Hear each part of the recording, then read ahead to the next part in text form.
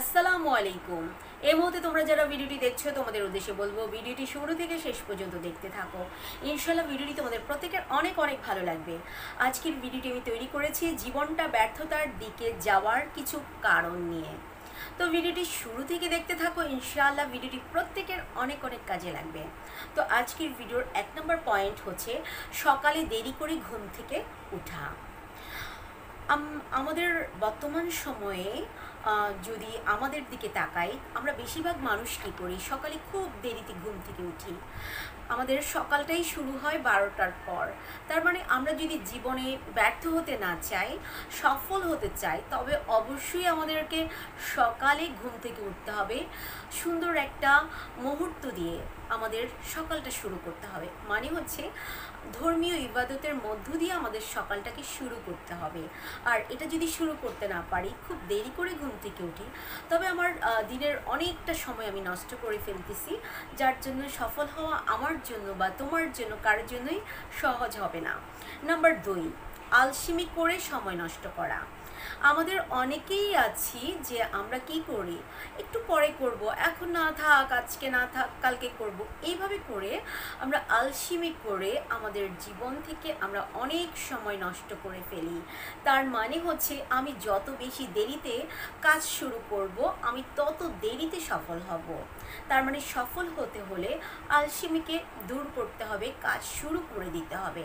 Number 3, সামাজিক যোগাযোগ মাধ্যমে আমরা কি করি, দিনের অনেকটা সময় নষ্ট করে ফেলি। একটু পরপরই কী করি, ফেসবুকে যাই, একটু পরপর হচ্ছে যে আমরা ইউটিউবে যাই, মানে বিভিন্ন জিনিস আমরা দেখতে থাকি, তাই না? যে 5 মিনিট 10 মিনিট দেখবো বলে ঘন্টার পর ঘন্টা আমরা সময় নষ্ট করে ফেলি। তার মানে হচ্ছে আমরা সফল হতে যদি চাই, তবে এত সময় আমাদের নষ্ট করলে চলবে না, আমাদেরকে কাজ শুরু করে দিতে হবে। আর সামাজিক যোগাযোগ মাধ্যমটা আমরা ততটুকুই ব্যবহার করব যতটুকু ব্যবহার না করলেই নয়, কিন্তু তার মানে এই নয় সকাল থেকে একদম সন্ধ্যা পর্যন্ত, মানে দিনের বেশিরভাগ সময় আমরা যোগাযোগ মাধ্যম ব্যবহার করে সময় নষ্ট করব না। আর যখনই করব তখন সফল হওয়া নিশ্চয়ই সম্ভব হবে না। নাম্বার 4, বন্ধুদের সাথে অতিরিক্ত আড্ডা দেওয়া।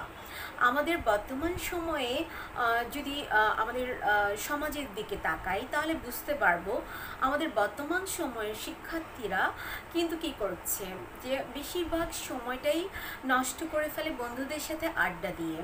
তো এই জন্য বলবো, যারা সফল হতে চায়, ব্যর্থ হতে চায় না, সেই সকল শিক্ষার্থীরা বা ব্যক্তিরা কখনো বন্ধুদের সাথে অতিরিক্ত সময় আড্ডা দেয় না। হ্যাঁ, আড্ডা অবশ্যই দিব, কেন নয়, কিন্তু অতিরিক্ত সময় নষ্ট করা যাবে না।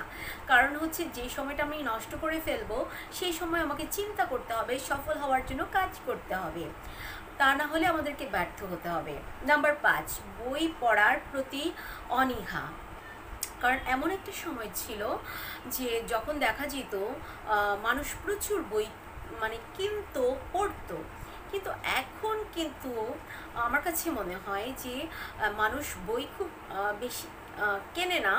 তার মধ্যে হচ্ছে মানুষ বেশিরভাগ সময় মোবাইলটা ইউজ করে, গেমস খেলে, যোগাযোগ মাধ্যমে সারাক্ষণ ইউজ করতে থাকে, এই কাজগুলোই বেশি করে। তো আমাদের হচ্ছে বই পড়ার স্বভাবটা থাকতে হবে, কারণ বই যত পড়বো আমাদের জানার পরিধিটা তত বেশি বাড়বে।